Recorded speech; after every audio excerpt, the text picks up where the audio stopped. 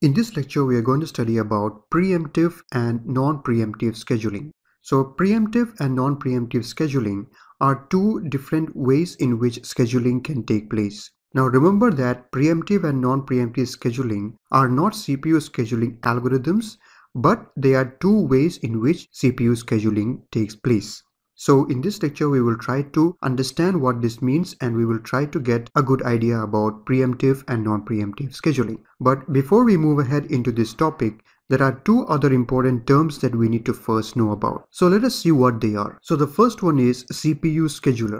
So we have been talking about CPU scheduling from the previous few lectures, and we need to understand what a CPU scheduler is. So by now we must already have a brief idea of what scheduling actually is. So what is a CPU scheduler? So it says here, when the CPU becomes idle, the operating system must select one of the processes in the ready queue to be executed. The selection process is carried out by the short-term scheduler or CPU scheduler. The scheduler selects a process from the processes in the memory that are ready to execute and allocates the CPU to that process.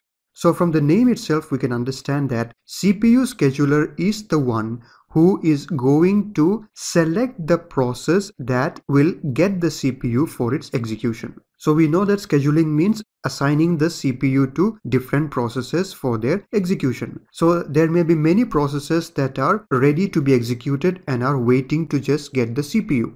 Among those ready processes, the CPU scheduler is the one who will select which process will get the CPU in order to do its execution. So what it will do, it will select a process from the processes in the memory that are ready to execute, and it will allocate the CPU to that process. So that is a function of the CPU scheduler. So similarly, there is another thing that we need to know about, and let's see what that is. So the second thing that we need to know about is the dispatcher. Now what is this dispatcher and what does it do? The dispatcher is the module that gives control of the CPU to the process selected by the short-term scheduler. So what this dispatcher does is that it will give the control of the CPU to the process that was selected by the CPU scheduler. So we see that there are different number of processes waiting in memory to be executed. They are ready to be executed. That means they are ready to get the CPU. So what the CPU scheduler does, it will select one of the process and say that yes, you are the one that is going to get the CPU to begin your execution. And what does the dispatcher do? Dispatcher is the module that actually gives control of the CPU to that process that was selected by the CPU scheduler. So we need to understand that this dispatcher has to be very quick because there are a lot of process switching that is taking place. So we know that there are different processes waiting for the CPU, and when one process is executing and when it goes into a waiting state, we need to give the CPU to another process. So this happens very frequently, and the switching between these processes must happen very quickly. So the dispatcher has to be very quick. And so the time it takes for the dispatcher to stop one process and start another running is known as the dispatch latency. So here is another term that we need to know about: dispatch latency. That is the time that the dispatcher takes for stopping one process and starting another one. That means the time it takes for the dispatcher to switch the CPU between two processes. That is what we mean by dispatch latency. So we can know that in order to have a efficient computation, we need to have minimal dispatch latency. Alright, now since we have learned about these two terms, CPU scheduler and dispatcher, now let us go ahead and look into preemptive and non-preemptive scheduling. So in order to understand preemptive and non-preemptive scheduling, we need to know that CPU scheduling decisions may take place under the following four circumstances. So we will see what are these circumstances, and we will see what do we mean by these CPU scheduling decisions that we are talking about. So let us see what are the four circumstances that we have, and let us see how does CPU scheduling take place in these four circumstances, and from that let us see how we can understand the concept of preemptive and non-preemptive scheduling. So coming to the first circumstance, it is when a process switches from the running state to the waiting state. So CPU scheduling decision may take place when a process switches from running state to the waiting state. So what do we mean by running state and waiting state? So a process has already begun its execution. That means a process is already in hold of the CPU. At that time, we say that the process is in running state. And then what is a waiting state? We have already discussed in the previous lecture. When the process is waiting for some IO operations or something like that to be complete, at that time we say that the process is in waiting state. So at that time it is not making use of the CPU. So you need to have a good understanding about the different states in which a process can be. So in this lecture series, I have already done a lecture about the different process states where I have explained in detail about the states in which a process can be and how a process switches from one state to another. So if you have not watched that lecture, I highly recommend you to watch that lecture so that you will understand the different states that we are talking about in this lecture here. So I will leave a link in the description for that lecture if you have not watched so that you can watch it. So coming back, we see that the first circumstance is when a process switches from running state to waiting state. So at this time, a CPU scheduling decision may take place. Alright, let's go to the next point. So the next circumstance is when a process switches from the running state to the ready state. For example, when an interrupt occurs. So we already know what a running state is. When a process is using the CPU and it is undergoing execution, it is in running state. And for example, when an interrupt occurs, at that time the process will have to halt its execution. So it has not completed its execution, but due to some interrupts, it can halt its execution. Now, when it is halting its execution, remember that the process execution has not yet completed. It still needs the CPU to complete its execution. So after the halt is complete, the process again goes back to the ready state. That means it is again ready to get the CPU to continue its execution. So that is what we mean by the ready state. When a process is switching from a running state to the ready state, at that time also CPU scheduling decisions may take place. So moving ahead, we are going to understand what do we mean by these decisions. For now, let us just focus on these four circumstances. So let's come to the third one. So the third circumstance is when a process switches from the waiting state to the ready state. For example, at the completion of a input-output request. So here we already know what a waiting state is. When does a process go into a waiting state? A process goes into a waiting state when it had some IO requests to be complete. So we have already discussed that when we studied about the CPU burst and IO burst in the previous lecture. So when a process is waiting for some IO to be complete, it is in a waiting state. And once the IO request has been completed, it has to continue its execution. So what will happen? The process will again go to the ready state. That means it is ready to continue its execution and wants the CPU to continue its execution. So this is another circumstance, and even at this circumstance, a CPU scheduling decision may take place. Now let's go to the final point. So the final point is when a process terminates. So this is very straightforward and easy to understand. When a process has terminated, then the CPU has to be assigned to some other process. So a CPU scheduling can also take place at this circumstance. Now let us see what is the CPU scheduling decision that we were talking about in these four circumstances. So here it says, for situations 1 and 4, there is no choice in terms of scheduling. A new process, if one exists in the ready queue, must be selected for execution.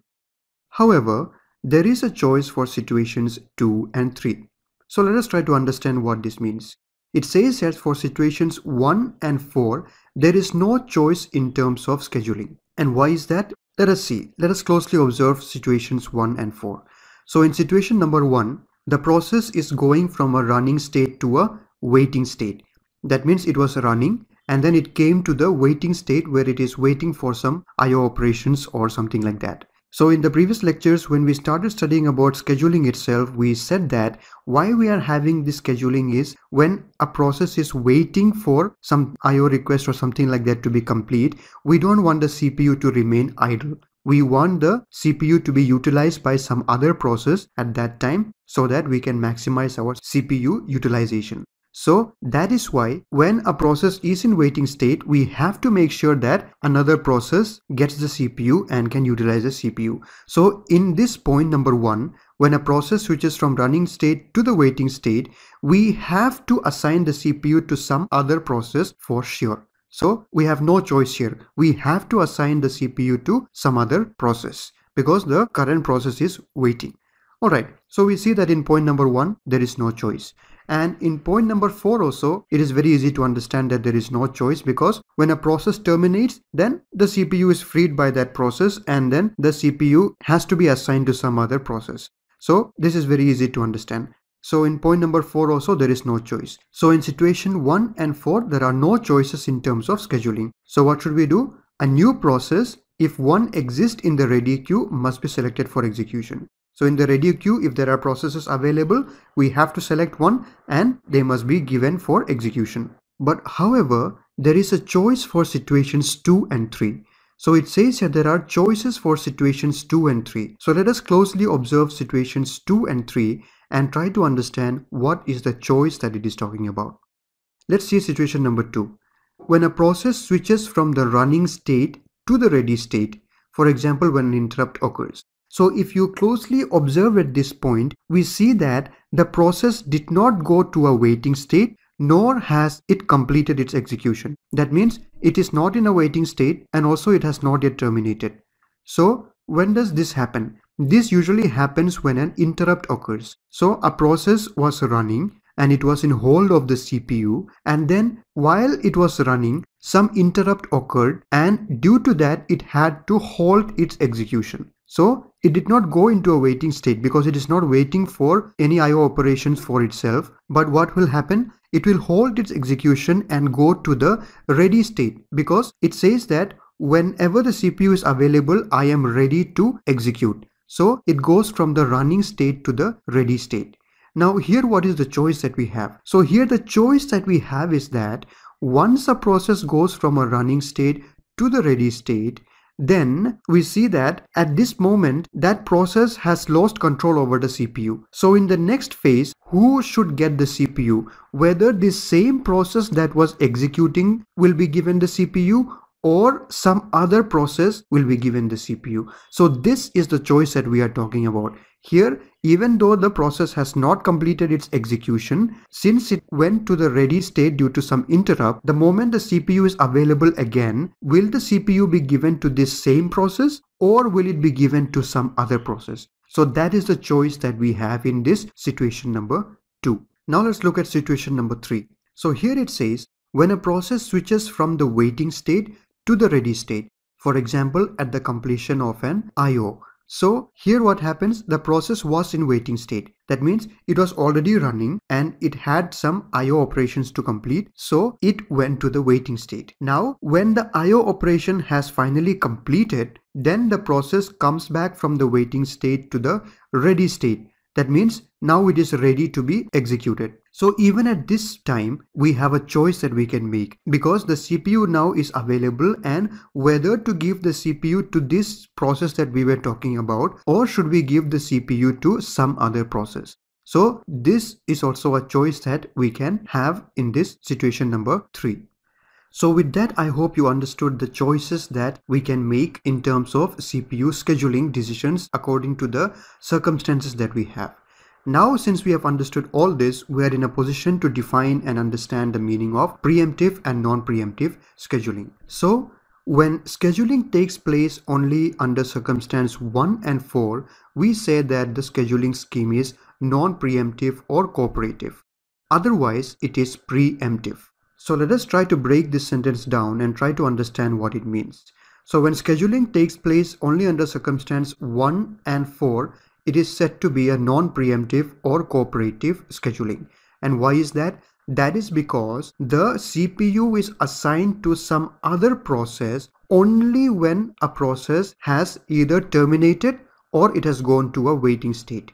So when a process is in the running state, the CPU is never taken away from it. So when a process is running, it will not be disturbed. It will be allowed to use the CPU until its execution is complete. It is allowed to hold the CPU until and unless its execution is complete. So the CPU will only be taken away from it once it has terminated or if it has gone to a waiting state. Only in these two scenarios, the CPU will be taken away from it. That is why it is called non-preemptive or cooperative.